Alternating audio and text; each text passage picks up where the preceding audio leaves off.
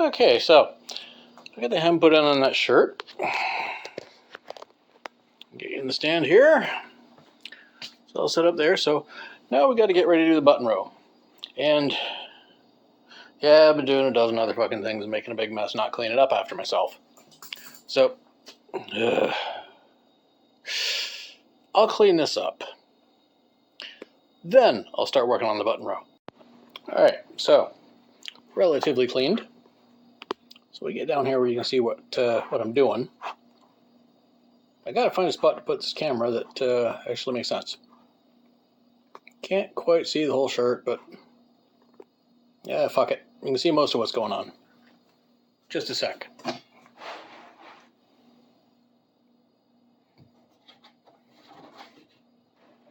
There. Good as it's gonna get. So we have the shirt laid out here. It's the inside, it's the outside. Running down from the collar. We're gonna measure out from the collar to the edge. I think it's gonna be about 2 inches. Let's see. 2 inches dead on. Also, 2 squares on the grid here. And what we're going to do is mark 2 inches on this end, mark 2 inches a couple spaces up. We're going to fold it over and pin it. And then I'm going to stitch that because that's where it's going to sit.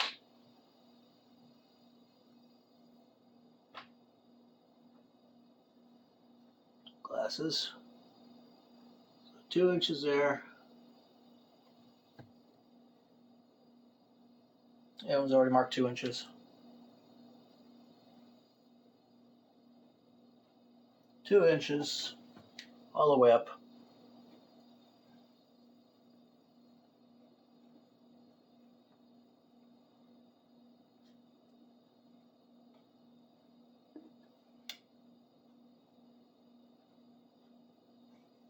Probably get my head in the way of the camera, but who gives a fuck?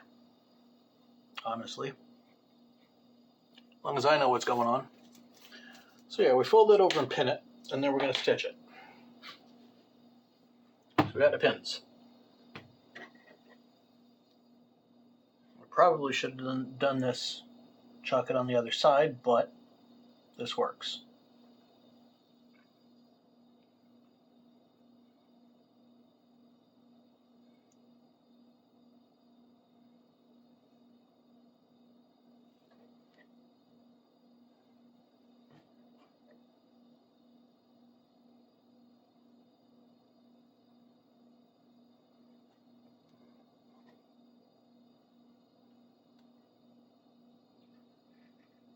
We do this all the way along. Doing the bottom here.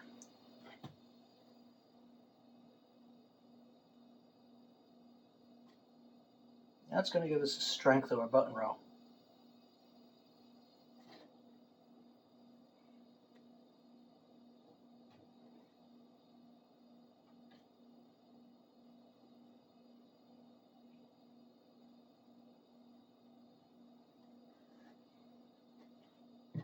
So yeah, like that. I'll pin that up and stitch it. And then I'll show you the next step. Unlike the thin little button row of 3/4 of an inch on this one, I'm doing a 1 inch wide web strap. I don't have enough all the same color, but it's going to be covered on both sides. It's going to be hidden underneath there. So you're never going to see it. So it doesn't matter what color it is. I've got a white one for one side, a black one for the other side, but I've got to do some prep work on this material before I can use it. So I'll clean this up and get it ready, and then we'll start. Okay, I'll set you back up here again so you can see most of the table, probably, I hope. Okay. So here's what's going to happen. This one, for visual, make it easier, is what I'll show you. This is going to be put underneath here, and using a zipper foot, I'm going to stitch along the edge of it to hold it in place. That will be our 1-inch button row. It'll all be heavy and reinforced. And I'll cut off the excess down the end here because it's a lot longer than it needs to be, as you can see. So I'll do that, and again, it's just pressing it in there and using the zipper foot to stitch along the edge of it. Have you seen me use a zipper foot yet? I'm not sure. May as well show you.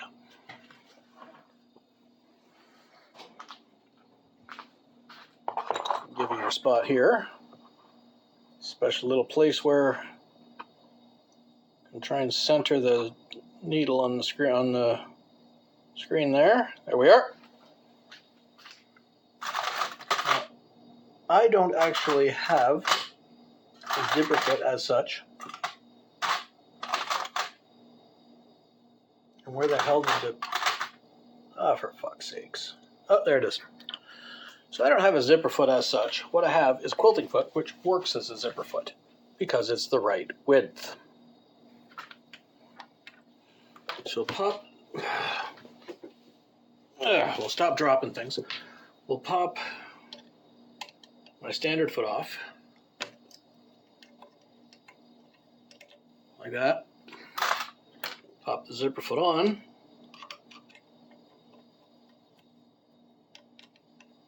Like that. And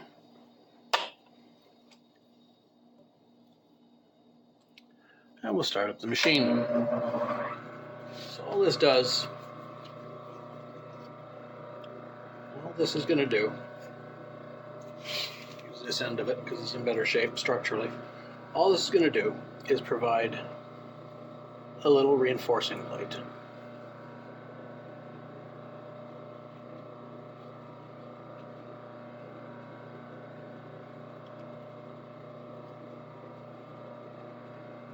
For the buttons, the snap buttons to go into, so that they don't tear through the material, which ridiculous things happen when you're wearing a shirt in a bar and some silly individual decides to rip your shirt open. It destroys your shirt, is what happens. This stops that from happening.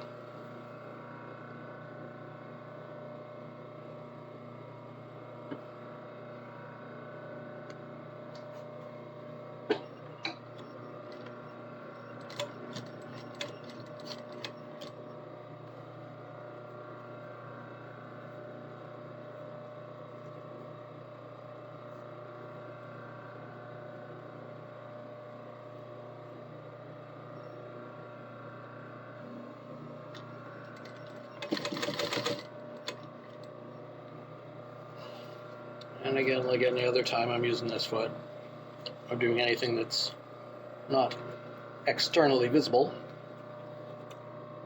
we go a short distance at a time while keeping it pressed inside, into the inside of that seam tightly. It just goes along and holds it in place. And that will allow me to put the buttons in. Well, the snaps. So I don't have to do fucking buttonholes, ever. Never, ever, ever, ever, ever want to use buttonholes. In the instance when I once had a machine that I could do buttonholes on, I had no problem with it. But at this point, I would have to do them by hand, which sucks. You saw me do that on the pair of jeans. I don't like it. I don't want to do it. It's just not a good time. This, on the other hand, it's no problem at all. I have no problem reinforcing stuff and putting in snaps instead of doing fucking buttonholes.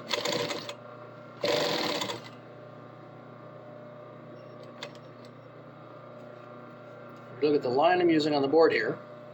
That is 1 1/4. So there's the 1/4 inch here, then there's the 1 inch of the strap.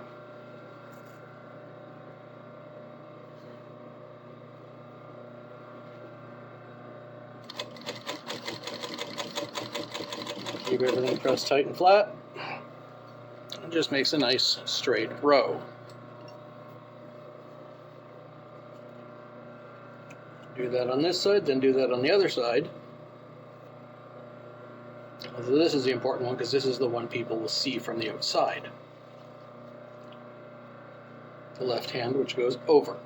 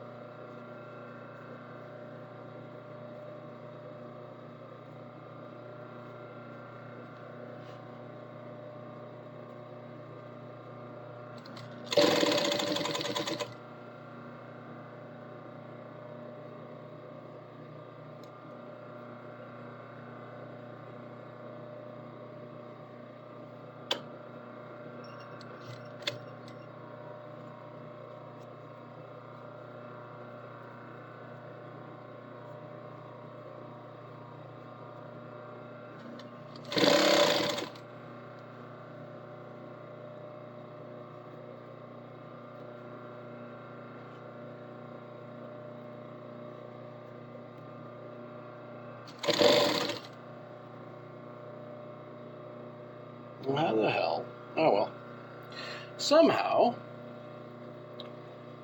this one stretched. A little bit over by about a quarter, which is fine.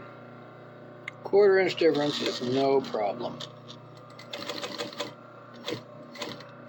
I'll just go to there. And considering this is a part of the shirt that tucks in and no one will ever see, we're good.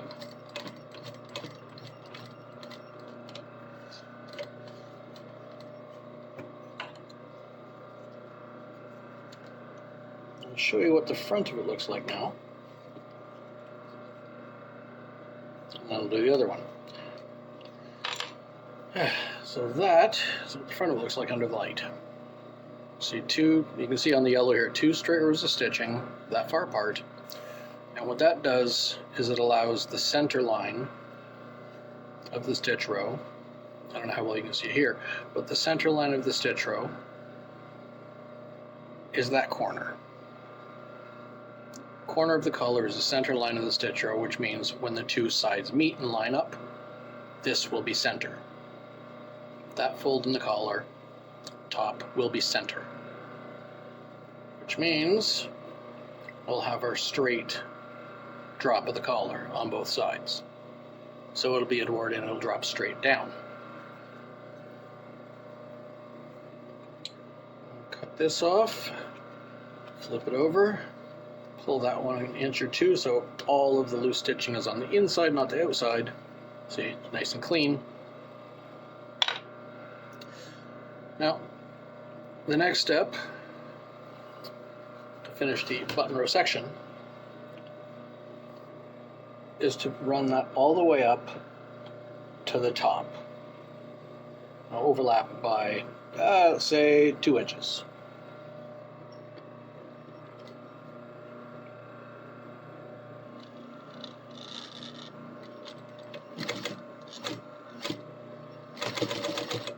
By all the way up to the top, I mean the bottom edge of the collar, right there.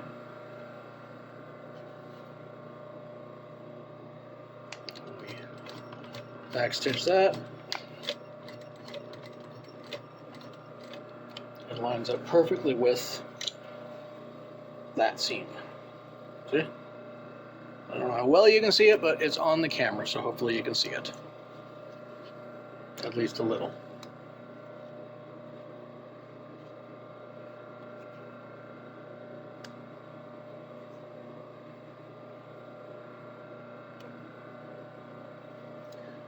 That is the part that people will see, the left side button row. So now we're going to cut off this tail, and we're going to heat it, fold that over and heat it up so that that doesn't fray. Have a lighter, and then I'll just stitch this closed on the bottom, which is fine. You don't need to see that. Okay, once I get this done and get the other side done exactly the same, then I'll show you what it looks like on the dummy. We'll line up to do buttons. I got both sides of the button row done. I put a pin roughly where the buttons are going to go, all the way down. Being a clumsy dumb fuck, I stab myself in the thumb with a pen, but blood for the blood god guarantees that your mission will be successful. So, collar's up right now with everything pinned in place. I'll fold it down and let's see if it sits the way it's supposed to sit. If it does, I succeeded. If it doesn't, well, fuck it. But I believe, once I get this down there, it will have succeeded in sitting vertically.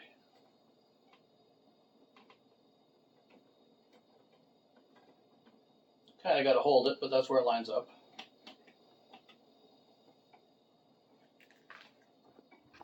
Okay, so you can see when I let it go, it folds out a little, but when it's down, it's down. When it's ironed, that's where it's going to sit.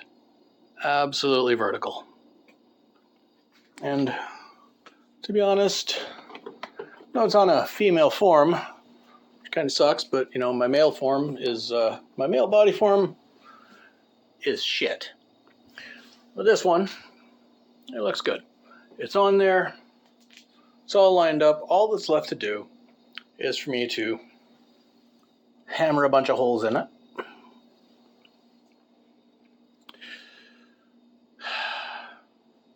So I'm going to go over here, hammer a bunch of holes in it tomorrow, and over here and press all the snaps in place, and then it'll be done. And this, there's such a long difference between when I film it and when you guys get to see it. This is July, 3rd, I think? Yeah. I'm recording this on July 3rd. I think this one will go out on the 24th, because I'm usually between 3 and 4 weeks ahead when I'm recording. So, it looks decent. It's an obnoxious, disgusting, garish pattern that will draw attention to itself, which I like. Other than that, I think this is going to be a good project. Okay, talk to you tomorrow.